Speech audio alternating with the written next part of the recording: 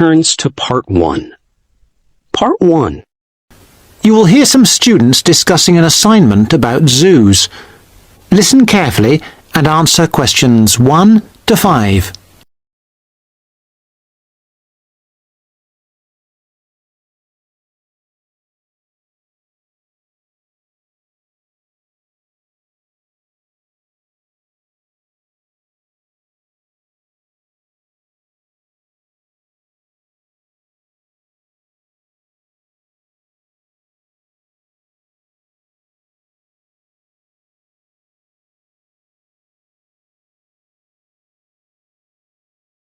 Now listen carefully and answer questions 1 to 5.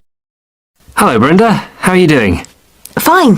I've just come over to talk about this assignment on the function of zoos. Oh, hello, Charles. Hello, Brenda. That's good. I've just been in the library looking at some stuff. I think Adrian's been on the web. Yes, I have. Well, that's great. What have you found out about zoos?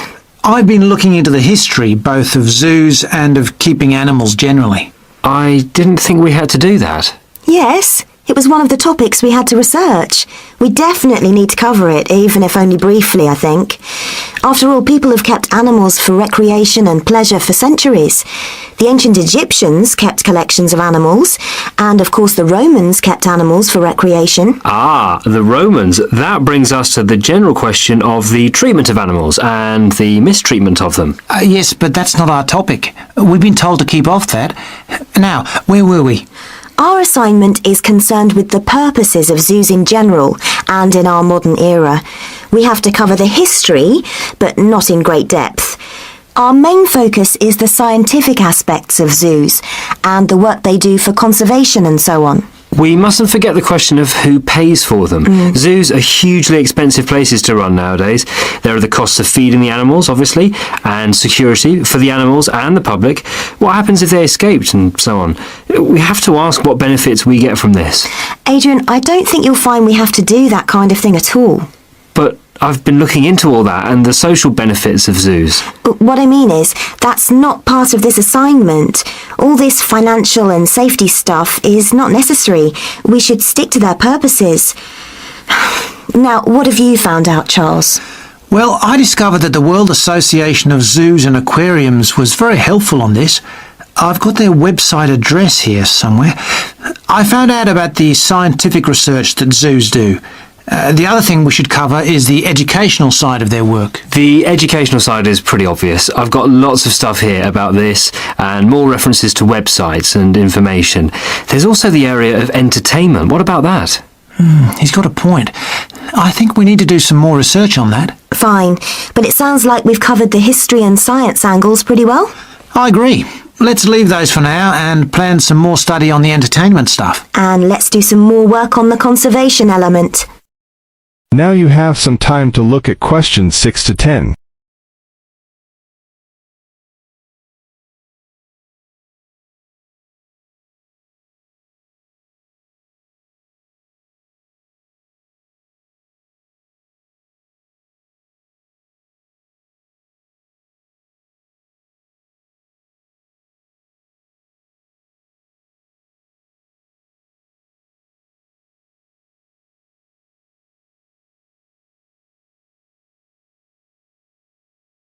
Now answer questions 6 to 10.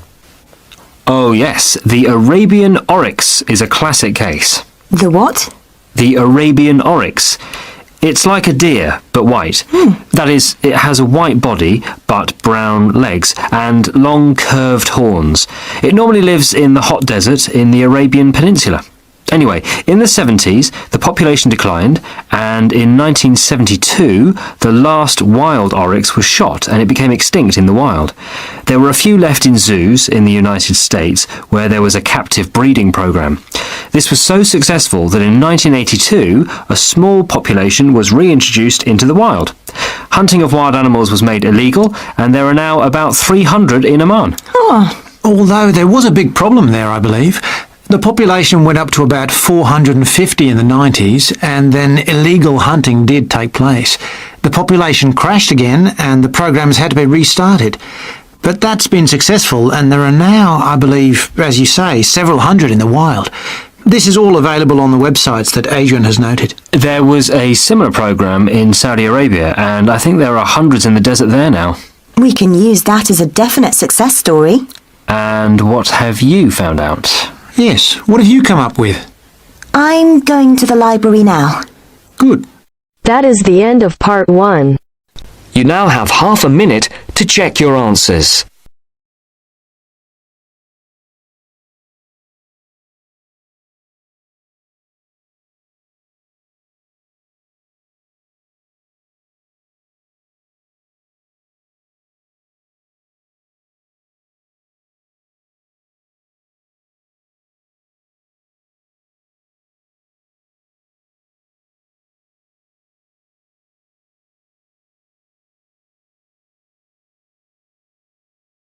Now turns to part 2.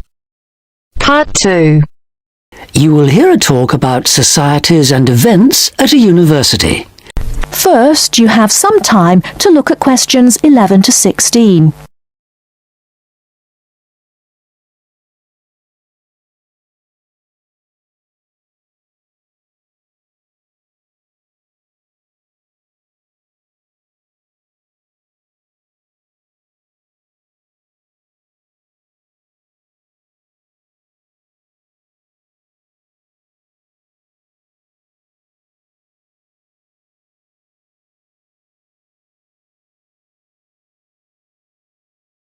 Now, listen carefully and answer questions 11 to 16. Hi, and welcome to the Students' Union. You've all been here a week now, and hopefully you're finding your feet. You might be wondering what there is to do on campus, apart from going to lectures, doing essays, going out with friends and having late nights. Tonight, you're going to hear about some of the societies, clubs and associations that you can join as a new student, as well as the cultural events going on that might interest you. Richard Hillman from Student Services has come along this evening to tell you more. Good evening. It's good to be here and to see you all. But let me say straight away that as students of the university, you are entitled to join free of charge over 100 societies on the official list. Okay, let's begin. I'd be prepared to bet that whatever your interests, you're almost sure to find a club or society here for you. Not surprisingly, there are the long-established clubs that you can find at any university, like the football club or the drama society, along with a whole range of less usual clubs. For example, the Rock Society. We do have a rock climbing club here, but the Rock Society has nothing to do with outdoor activities. It's a music club. That takes me neatly on to the Mountaineering Club. Now, it might surprise you that a university in one of the flattest parts of the country has a thriving group of mountaineers. They meet twice a week on Tuesdays from 5 in the afternoon until 10 o'clock in the evening, and on Thursday afternoons from 1 o'clock until 5. At their regular meetings, they use the climbing wall, but they also organise trips to real mountains both here and abroad during the vacation. Another rather out-of-the-ordinary society you might like to try is the Dance Club. They meet regularly every Friday. This term they're running salsa classes. Next term it's tango, and in the summer it'll be Scottish dancing. Quite a selection. They also put on special events twice a term, either performances by visiting groups or actual dances. Their next event is next Saturday when they're putting on a Latin evening. Go along and try out your samba. At the moment, the dance club is trying to attract new members who may have new ideas for future classes and events. If you're an overseas student, you may find there is a society for students from your country putting on events that'll make you feel more at home. The Mexican Society, for example, is putting on a special Christmas celebration with traditional Mexican food and drink. And every 4 weeks, the Hellenic Society has a film evening. There are also national societies for Malaysian, Turkish and Chinese students. And don't forget, these societies are open to everyone, whether you're from that country or not. Before you hear the rest of the talk, you have some time to look at questions 17 to 20.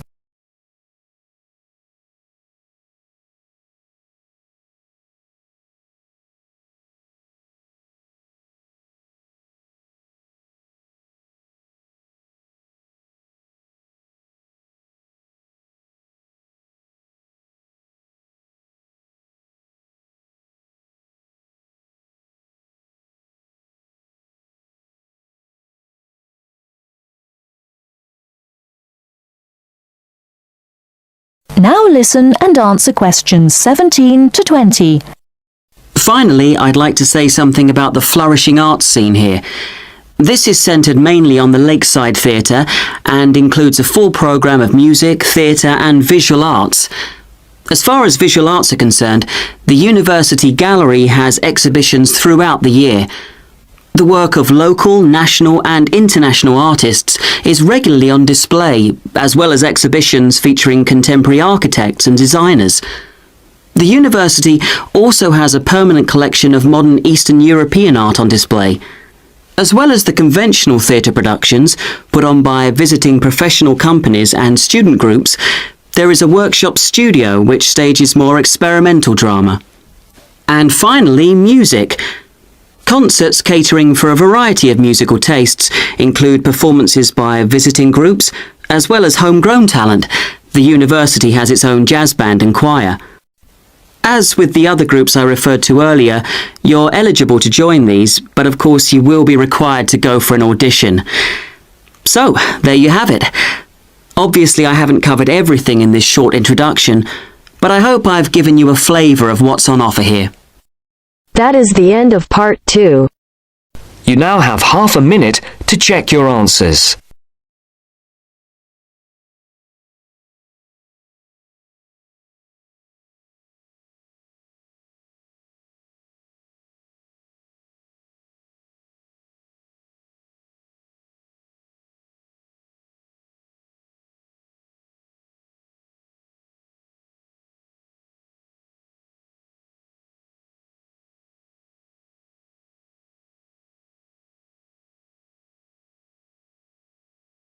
Now turns to Part 3. Part 3. You will hear two engineering students, a woman in her 6th year called Linda and a man in his 5th year called Matthew, discussing the benefits of student work placements.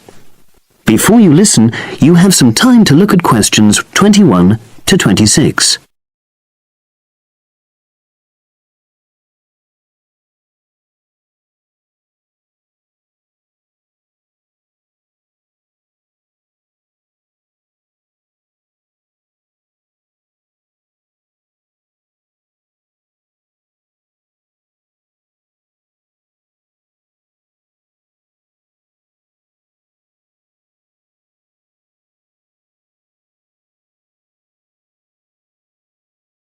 Now listen and answer questions 21 to 26.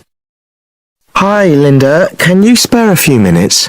Hello, Matthew. No problem. I just wanted to talk to you about temporary work placements. I've never really thought there was a good reason for doing one. I've got some savings, so I don't really need the money at the moment. But I've had an email from the university about a vacancy that looks quite interesting. You did a placement last year, didn't you? I did, yes. In my case, I wanted to find out if I was making the right career choice before I began applying for permanent jobs. I thought I wanted to work in car manufacturing, but I wasn't sure, so I applied to Toyota. What was the application process like? Lengthy. There were a lot of different parts to it. The dullest one was a psychometric test. You know, when you have to answer loads of questions about yourself. And you're trying to guess what's the best thing to say. Yes. Then there was an activity that we did in groups, which I found really fascinating. Engineers are renowned for being a bit unsociable, but I thought we made a great team. And we had an individual task too. We had to sort through various business documents and prioritize them. It was just like what you have to do as a student, really, just with different content. What exactly were you doing on the placement? I was helping to design some diagnostic software to identify any waste in the car assembly process. Do you mean waste of materials? No, time. Anything that can speed the process up helps to cut costs. How did the work placement compare to being a student? Was it hard work? Yes, it was. I'd had full-time work before. I've done various unskilled jobs during university holidays, and some of those involve long hours. So I thought I'd find it easy. I was wrong, though. I think when you're on placement, you're always trying to prove yourself. So you push yourself hard to succeed? Yes. But I got a lot of support from my employers. They were always helpful. And then, at the end of the placement, I was given formal feedback. Do you mean on your engineering ability? Well, no, I didn't really need that because we had team meetings every other day, and so I had the chance to discuss technical issues and ask about anything that wasn't clear. The evaluation was about general workplace things, like organizational ability, initiative, that sort of thing. I get the impression you think you benefited from the placement. Well, the best thing is that they've offered me a job for next year. Depending on my exam results, of course, but still. A permanent one? Yes. But apart from that, I learned so much. The industrial environment was much more demanding than the academic one, so my general skills improved, like time management, meeting deadlines. And on the technical side, I learned new software packages, like MS Project. Well, I think you've convinced me that work placements are worthwhile, but while you're here, can you give me advice on something else? Before you hear the rest of the conversation, you have some time to look at questions 27 to 30.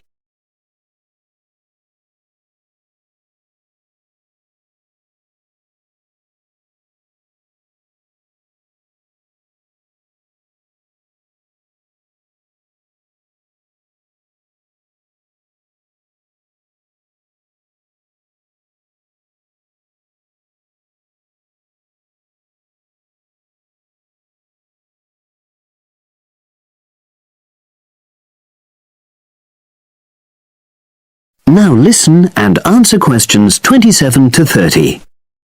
I'm about to make a start on the engineering materials module, and I've got a book list here.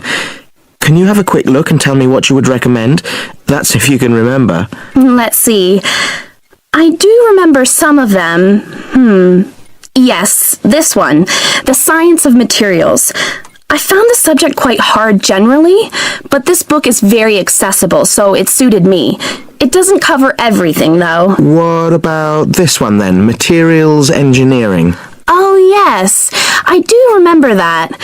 But it's a bit out of date now, isn't it? Unless it's a new edition. I don't think so. But what I liked about it were the pictures. They really helped to understand the descriptions. It's useful just from that point of view. Let's see, what else? Oh, yes, that one there, Engineering Basics. I think out of all these, that's got the widest coverage. But I've looked at the contents page and it hardly mentions nanotechnology.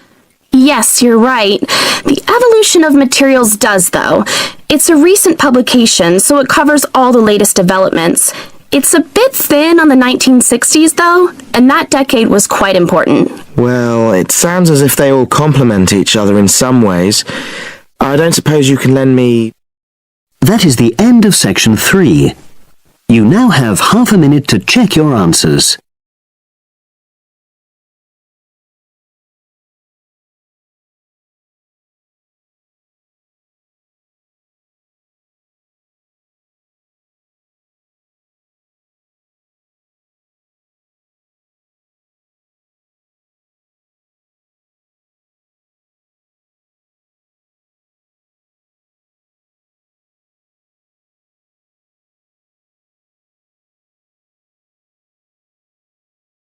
Now turns to Part 4. Part 4. You are going to listen to a lecture on language learning. First, you have some time to look at questions 31 to 40.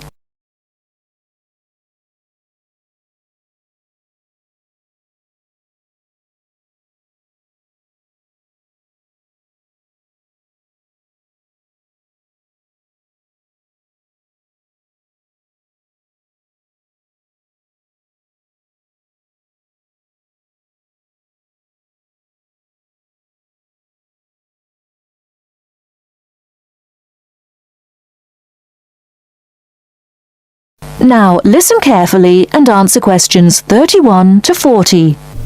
This is the first in our series of lectures on language learning. The topic I'd like to deal with today is what makes a successful language learner? There's been a lot of research into what makes some people learn a language faster than others.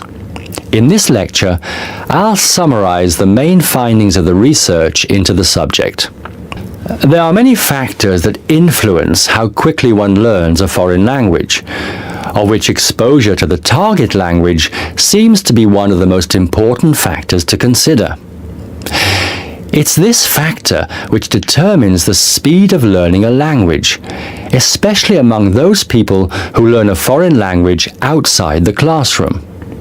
There are more people who did not learn a second language or a third language in the classroom, and I think that understanding how learners successfully learn languages without the help of a teacher can provide us with the key to how to become a successful language learner.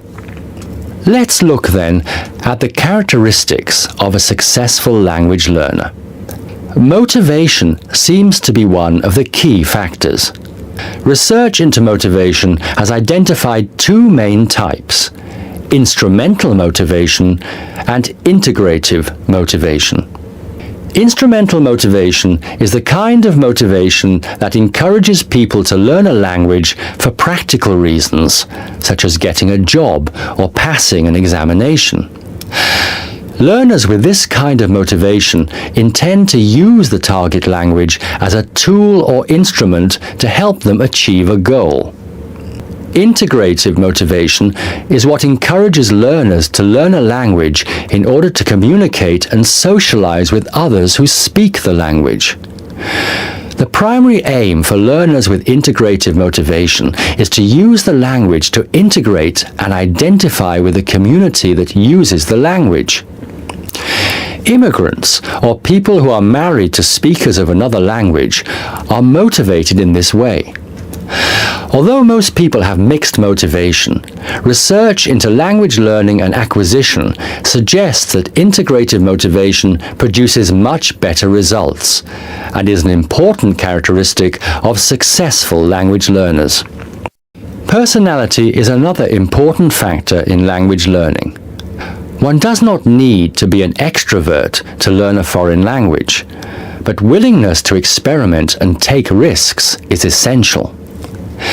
Introverted or anxious learners who are afraid of making mistakes find it harder to learn a language. Good language learners will try to experiment with different ways of learning vocabulary or grammar until they find the way that suits them best. Language is a complex system. Successful language learners often design complex learning systems to master a language. They think about how they learn and organize their learning accordingly. They develop their own learning style and use a range of learning skills such as efficient revision techniques, systems for learning and organizing vocabulary, the ability to monitor their own speech, and the ability to plan their learning. Finally, age is another major factor to be borne in mind. Children seem to be in the best position to learn a foreign language rapidly and with the best results. Older learners can also be very successful and become proficient at using a language. Adult learners who make decisions about their learning and are independent of the teacher, who are analytical and aware of how they learn, and who take responsibility for their learning, stand a very good chance of learning a foreign language successfully. That is the end of section 4. You now have half a minute to check your answers.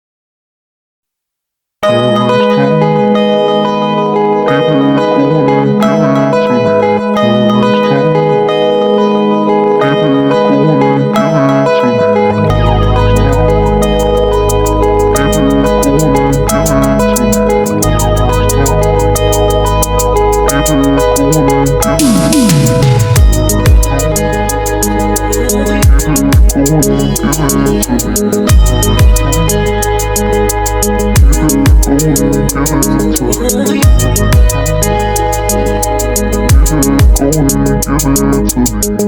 me.